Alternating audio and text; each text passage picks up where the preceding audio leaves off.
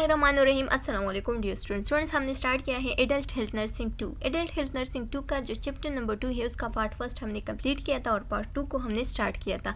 Part 2 में हम disease number 9 को पढ़ चुके हैं और आज हम जो डिजीज़ पढ़ने वाले हैं वो है डिजीज़ नंबर 10। ठीक है, तो आइए स्टार्ट लेते हैं कि डिजीज़ नंबर 10 कौन सा डिजीज़ है। डिजीज़ नंबर 10 जो है ना वो हमारे साथ ट्राइजेमिनल न्यूरल्जिया है। ये एक्चुअली जो क्रेनियल नर्व्स होते हैं जिसमें ट्राइजेमिनल नर्व है। ट्राइजेमिनल नर्व जो है ना ये 5th नंबर नर्व होता है। ठीक है, ये आप लोगों ने एमसीक्यूज़ पॉइंट ऑफ व्यू से याद रखना है कि जब भी हमारे साथ 5th नंबर नर्व में कोई एबनॉर्मेलिटी, कोई डिसेबिलिटी आ जाए जिसकी वजह से पेस में प्रेशर पेन होता है, सीवियर पेन होता है, क्विकली पेन जो है ना वो अकर हो जाता है और उसको फिर हम कहते हैं कि ट्राइजेमिनल न्यूरल्जिया हो गई है। ठीक है, तो ये जो ट्राइजेमिनल न्यूरल्जिया है ये होती किस वजह से है। ये जब भी हमारे साथ ये जो ट्राइजेमिनल नर्व है उस पर क्या हो जाए, उस पर कंप्रेशन आ जाए, ठीक है, उस पर फोर्स आ जाए तो उस वजह से एक क्विकली सीवियर कुछ टाइम के लिए पेन अकड़ हो जाता है जिसको फिर हम कहते हैं कि ट्राइजेमिनल न्यूरल्जिया हो गई है। ठीक है, तो ये सारे एरियाज जो है ना ये आप लोग देख सकते हैं, इस एरिया में, इस एरिया में और इस एरिया में पेन हो सकता है। ठीक है, ये हमारे साथ पेन एरिया है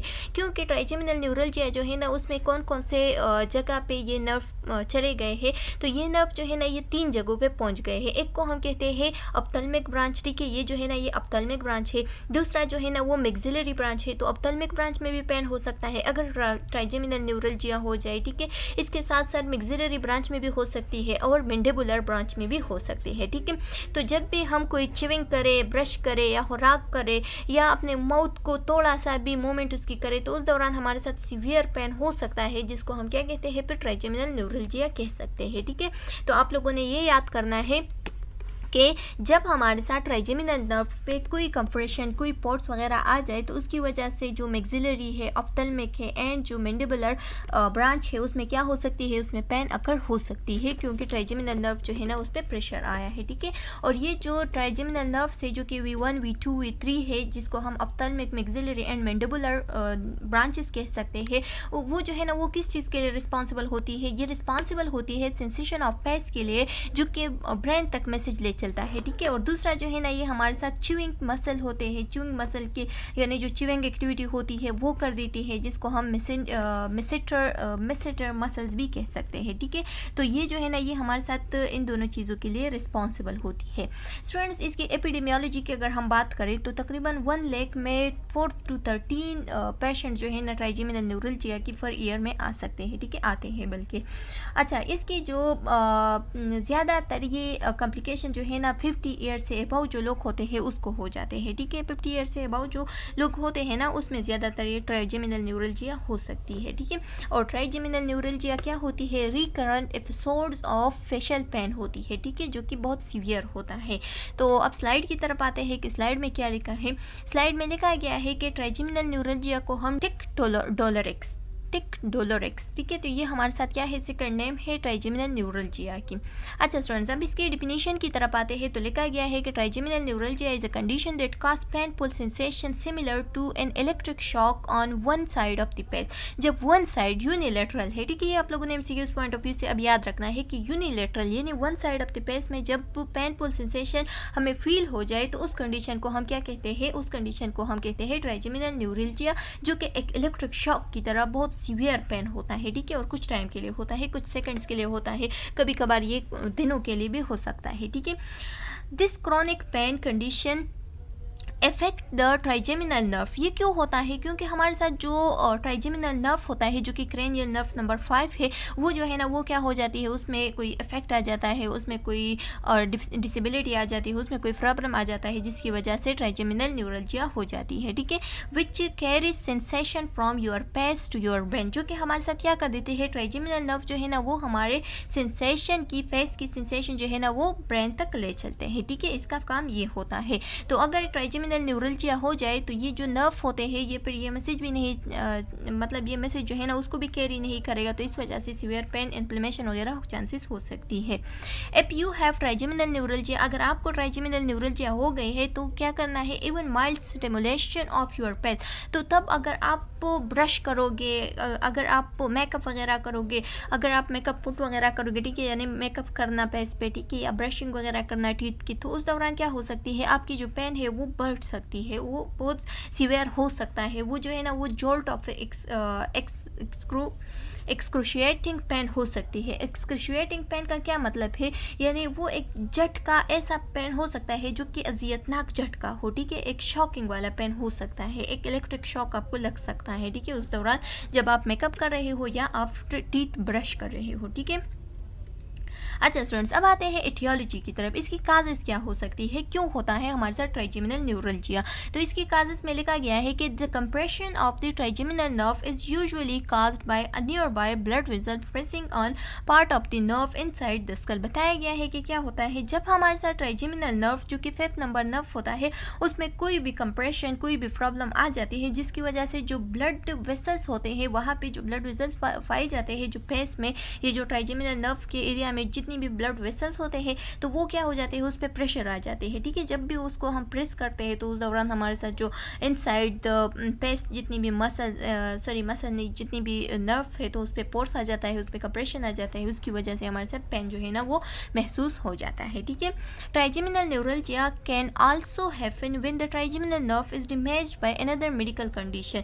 जब भी हमारे साथ अनदर मेडिकल कंडीशन की वजह से, जैसे कि हमारे साथ एक डिजीज़ है जो कि क्या होता है, जो कि ब्रेन एंड स्पाइनल कार्ड की डिजीज़ है, ठीक है, जिसको हम क्या कहते हैं, मल्टीपल स्क्लेरोसिस कहते हैं। इसका जितने भी सारी हिस्ट्री वगैरह है, जितनी भी इसकी डिफिनेशन वगैरह है वो मैं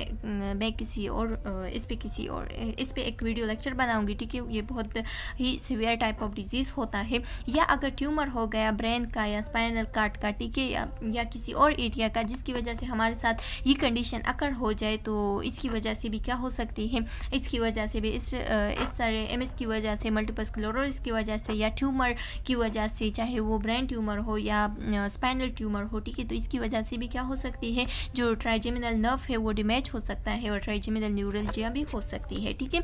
तो इसकी काज जो है ना ये भी हो सकती है, और कभी कभार इसकी काज जो है ना वो आइडियोलिस्टिक यानी अननोन काज भी हो सकती है, ठीक है। इसके साथ साथ और क्या होता है कि अटैक और यूजुअली ट्रिगर, इसका जो अटैक होता है वो यूजुअली बहुत तेज़ होता है, ठीक है। इसका पेन जो है ना वो यूजुअली बहुत तेज़ होता है, जैसे कि अगर आप लाइट टच भी दे दो उस जगह पे तो बहुत सीवियर पेन हो जाता है, ठीक है। अगर आप कोई ड्रिंकिंग या कोई हार्ड ड्रिंकिंग या कूल ड्रिंकिंग करो तो इसकी वजह से भी हो सकती है, ये जो ट्राइजेमिनल नर्व है या ट्राइजेमिनल न्यूरल्जिया जो है ना वो सीवियर हो सकती है, ठीक है। इसकी पेन जो है ना वो ज़्यादा हो सकती है।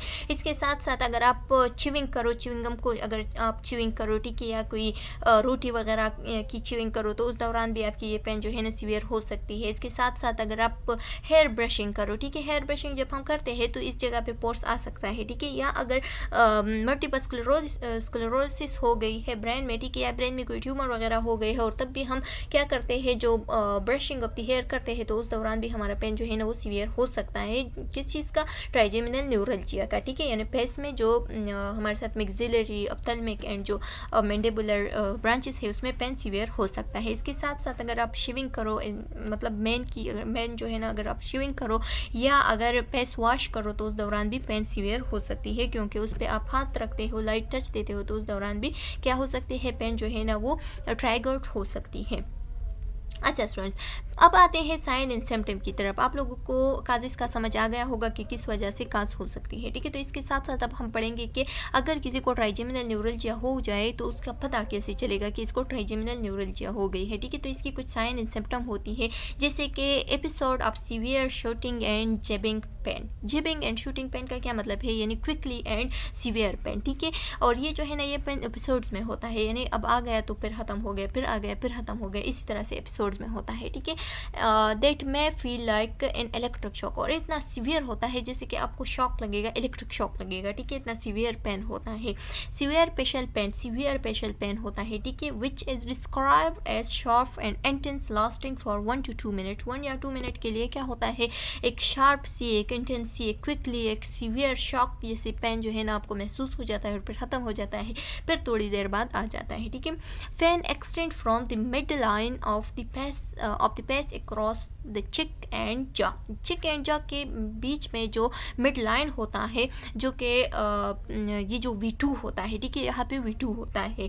तो यहाँ पे क्या होता है, यहाँ पे जो है ना बहुत सीवियर पेन जो है ना वो क्या हो जाता है, वो इराइज हो जाता है, और ये एरिया जो है ना ये सीधा ईयर तक चली गई है, ठीक है। तो इस लाइन में सारा ईयर में, इस लाइन में सारा पेन हो जाता है, ठीक है। अब नेक्स्ट लिखा है कि pain localize to one side, pain जो है ना वो वन साइड पे होगा, ठीक है, चाहे वो लेफ्ट हो या राइट हो, लेकिन वन साइड यूनिलेटरल होता है, ठीक है। इसके साथ साथ लिखा गया है कि pain focus in one spot पे फोकस करता है, एक जगह पे पेन होता है, और कभी कभार ऐसा भी हो सकता है कि वो स्पॉट जो है ना वो मतलब वाइडर हो जाए, यानी सारे पेज पे भी दर्द आ सकता है, ठीक है, या तो एक जगह पे होता है या सारे पेज पे होता है, वन साइड पेज पे। अच्छा स्टूडेंट्स, अब आते हैं डायग्नोजिंग की तरफ। तो क्या डायग्नोजिंग करेंगे जब भी किसी का ट्राइजेमिनल न्यूरल्जिया हो जाए, तो उसका डायग्नोजिंग क्या होगा, यानी किस तरह से हमें पता चलेगा कि इसको ट्राइजेमिनल न्यूरल्जिया हो गई है। तो इसकी डायग्नोजिंग क्या हो सकती है, फर्स्ट तो हम पेशेंट से हिस्ट्री लेंगे, उसकी हिस्ट्री जो है ना वो क्या होगा, चीफ कंप्लेन होगा कि पेन हो रहा है यूनिलेटरल साइड पे पेज पे, ठीक है, और सीवियर पेन होता है, आता है, फिर चला जाता है, फिर सीवियर पेन आता है, ठीक है, तो ये भी एक डायग्नोजिंग साइन है। इसके साथ साथ क्या हो सकती है, there is no test to confirm the diagnosis, इसके साथ मतलब कोई भी टेस्ट नहीं है जो कि हमारे साथ कंफर्म करे कि इसको क्या हो गया है, ट्राइजेमिनल न्यूरल्जिया हो गई है, ठीक है। और फिर एमआरआई करते हैं, एमआरआई इसलिए नहीं करते कि हमें पता चले कि ट्राइजेमिनल न्यूरल्जिया हो गई है, लेकिन इसकी जो सीवियर कास सेकेंडरी कास होती है, जैसे कि फॉर एग्जांपल लेजेंड ट्यूमर वगैरह हो गए, तो उस दौरान हम क्या करते हैं, एमआरआई करते हैं, तो वो भी हमारे साथ एक दिखाई देता है, एक मतलब एक क्लू देता है कि हाँ शायद ट्राइजेमिनल न्यूरल्जिया हो गई हो, तो इस वजह से क्या हो गई है, सीवियर पेन जो है ना पेज पे महसूस हो रहा है, ठीक है। तो जितनी भी ये एमआरआई वगैरह होती है तो ये सेकेंडरी कास्ट के लिए करते हैं, जैसे कि लेजेंड्स वगैरह हो गए, ठीक है। अच्छा स्टूडेंट्स, अब आते हैं ट्रीटमेंट की तरफ। तो ट्रीटमेंट में क्या है, जो फर्स्ट लाइन ऑफ ड्रग है तो वो हमारे साथ क्या है, वो हमारे साथ है कार्बामेजिपिन, ठीक है, कार्बामेजिपिन देके जो कि एंटी कन्वल्सेंट है, इसके साथ साथ एंटी स्पाज्मोटिक देंगे, क्योंकि पेस की जो मसल्स होते हैं वो क्या हो गई, उसमें स्पाज्म आ गई है, ठीक है, मसल स्पाज्म हो गई है, तो एजेंट देके ऐसे एजेंट्स देंगे जो कि पेस की जो मसल्स है उसको रिलैक्स कर दे, ठीक है। तो उसमें हम क्या देंगे, बेक्लोफिन देंगे, ठीक है, और इसके साथ साथ बोटॉक्स इंजेक्शन लगाएंगे। बोटॉक्स इंजेक्शन क्यों लगाएंगे, क्योंकि ये हमारे साथ जितनी भी टॉक्सिन वगैरह है उसकी प्रिवेंशन कर देती है, ठीक है, तो बोटॉक्स इंजेक्शन लगाएंगे। बोटॉक्स इंजेक्शन जो है ना ये ज़्यादातर जो एक्ट्रेस वगैरह होती है ना, तो ये जो पेस होता है इसमें जो जालाएँ जो मतलब जो रिंकल्स बनते हैं, ठीक है, ओल्ड ईयर में जो रिंकल्स वगैरह बनते हैं, तो उसको हटाने के लिए ये एक्टर्स वगैरह जो है ना ज़्यादातर पेस में बोटॉक्स इंजेक्शन लगा देते हैं, ये ब्यूटी के लिए भी होती है, ठीक है। और इसके साथ साथ जितनी भी टॉक्सिन वगैरह होती है पेस्ट में उसको भी क्या कर देते हैं, उसको भी हटा देते हैं, ठीक है। और दूसरा ये कि मसल स्टिफनेस जो है ना उसको भी क्या कर देती है, उसको भी रिलीफ देती है, यानी मसल की स्टिफनेस जो है ना उसको रिलैक्स कर देते हैं, ठीक है, फेस में जितनी भी मसल स्टिफनेस हो गई हो। इसके साथ साथ intranasal spray of lidocaine and calcitonin and lidocaine क्यों देंगे, क्योंकि जो कैल्सिटोनिन होती है वो क्या कर देती है, वो कैल्शियम की एब्जॉर्प्शन कर देती है, ठीक है। तो इस वजह से हम कुछ टाइम के लिए कैल्सिटोनिन देंगे, तो इसके लिए भी हमारे साथ, इसकी वजह से भी हमारे साथ जो पेन वगैरह रिलीफ है वो थोड़े टाइम के लिए हो सकता है, ठीक है, टेम्पररी होता है ये। अब आते हैं सर्जिकल मैनेजमेंट की तरफ, क्योंकि ट्रीटमेंट जो है ना अगर इससे मतलब ये सारे ड्रग जो हमने दे दिया इससे ठीक नहीं हो गया पेशेंट, तो फिर क्या करेंगे, सर्जिकल मैनेजमेंट करेंगे।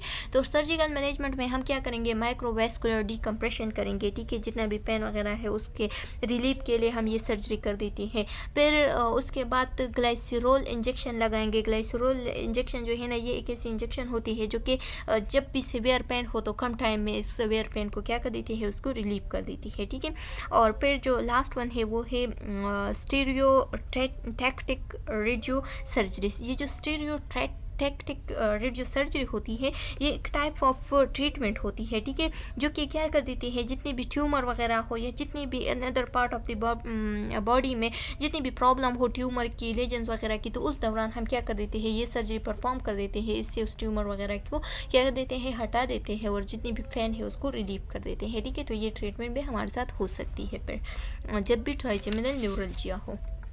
अच्छा स्टूडेंट्स, ये आप लोग देख सकते हैं क्या क्या है, ट्राइजेमिनल न्यूरल्जिया जो है ना यहाँ पे फॉर एग्जांपल ये ट्राइजेमिनल न्यूरल्जिया जो रूट होता है यहाँ पे क्या हो गई है, यहाँ पे कोई कंप्रेशन वगैरह आया है, ठीक है। तो इसने क्या किया है, इसने इस नीडल को इंसर्ट किया है, चाहे वो बोटाक इंजेक्शन का लगा रही हो, ठीक है, या कोई और इंजेक्शन हो या कोई और सर्जरी हो, तो इस जगह पे क्या कर देती है, इस जगह पे ये पेन रिलीफ वाले मेडिसिन दे देते हैं, और यहाँ पे पेन होता है तो इसको क्या कर देती है, उसको रिलीव कर देती है, ठीक है। ये पेन जो है ना यहाँ पे भी हो सकता है, यहाँ पे भी हो सकता है, एप्थेल्मिक भी हो सकता है, मैंडिबुलर में भी हो सकता है और यहाँ पे भी हो सकता है, लेकिन ज़्यादातर जो है ना इस लाइन में होता है जो कि हमारे साथ चिक के नीचे होती है, ठीक है। और ये जो कान है इसके सामने जो होती है, ठीक है। तो ये इस लाइन में ज़्यादातर क्या होती है, जो फैन है वो ज़्यादातर ट्राइजेमिनल न्यूरल्जिया की होती है। ये आप लोग देख सकते हैं, जो मैंने V1 V2 V3 की बात की तो वो मैं इस चीज़ की बात कर रही थी। अच्छा स्टूडेंट्स, अब आते हैं नर्सिंग इंटरवेंशन की तरफ। ये हमारे साथ लास्ट स्लाइड है ट्राइजेमिनल न्यूरल्जिया की, ठीक है। तो जब भी हमारे साथ ट्राइजेमिनल न्यूरल्जिया हो गए हो तो और उसका पेशेंट हमारे पास आ जाए तो उस दौरान हम क्या नर्सिंग इंटरवेंशन करेंगे, हमारा काम क्या होगा।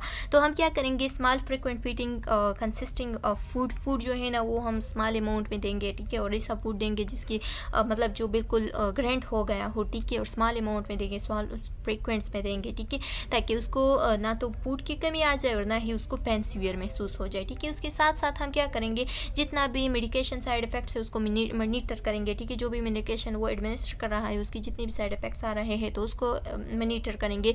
इसके साथ साथ द पेशेंट ब्लड काउंट, जितने भी ब्लड काउंट टेस्ट होते हैं, ठीक है, कंप्लीट ब्लड काउंट टेस्ट करेंगे।